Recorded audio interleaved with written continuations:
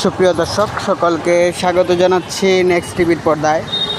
দর্শক, এখন আমাদেরকে যে জায়গায় দেখছেন সে জায়গাটি আপনাদের অতি পরিচিত একটি জায়গা। এই জায়গাটি হলো সিলেট সিটি কর্পোরেশনের ঠিক পিছনেই রয়েছে এবং পিছনের এই জায়গাটি লালদিঘির পার নতুন হকার মার্কেট। এবং এই জায়গায় সিলেট সিটিতে বসবাসকারী সকল হকারদের যে সিলেটের মহাসড়কে যেগুলো, যেমন সিলেটের জিন্দাবাজার, এরিকাই বাজার, মেডিকেল, তালতলা, শেখঘাট সহ উত্তর সুরমায় যে রাস্তায় যে হকারগুলো রয়েছে সেই হকারগুলোকে এখানে পুনর্বাসন দেওয়া হয়েছে। এই জায়গায় শুধু হকার পুনর্বাসন নয়, হকারদেরও নতুনভাবে দোকান বরাদ্দ দেওয়া হয়েছে। এ নিয়ে বিগত 2-3 দিন আগে মরা গরুর মাংস নিয়েও দুপক্ষের সংঘর্ষ, তুমুল উত্তেজনা বিরাজ করছিল এবং ঠিক এর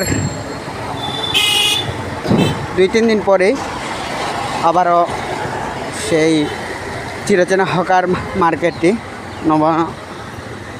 নতুন গঠিত এই হকার মার্কেটটিতে বসছে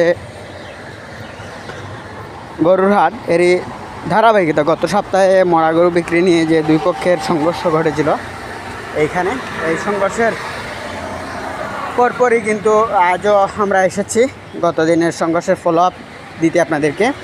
ঠিক তখনই আমাদের প্রতিবেদকের ক্যামেরা ধরা পড়লো আরেকটি অনিয়ম।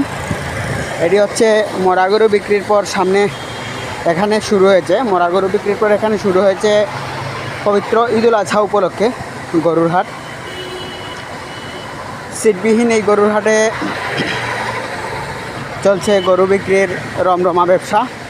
সিলেট সিটি মেয়র আনোয়ারুজ্জামান চৌধুরী বলেছেন, সিটির ভিতরে সিটির অনুমোদিত 8টি হাট ছাড়া আর কোথাও গরুর হাট বসানো যাবে না বা গরু আটকানো অথবা হাট বসানো যাবে না।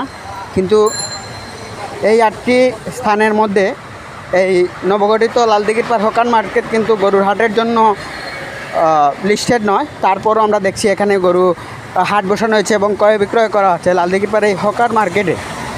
নতুন হকার মার্কেটের নাম না থাকলেও চলছে পুরোদমে ব্যবসা, দেখার যেন কেউ নেই। সিলেট সিটি কর্পোরেশনের ঠিক বিল্ডিংয়ের যে কোনো তলা থেকেই এই নতুন নবগঠিত হকার মার্কেট দেখা যায় এবং এখানে যে ব্যবসা চলছে এখান থেকে অনেকেই দাঁড়িয়ে দাঁড়িয়ে দেখছেন। অনেকের ইচ্ছে থাকলেও এর প্রতিবাদ করছেন না। এবং এই সিলেট সিটির যেটি আমরা আপনাদেরকে বলেছিলাম যে সিলেট সিটির এই বিল্ডিং থেকে এই হাট দেখা যায়, কিন্তু অদৃশ্য কারণে সিলেট সিটি মেয়রের পক্ষ থেকে কোনো ধরনের অভিযোগ চালানো হয়নি এখনও।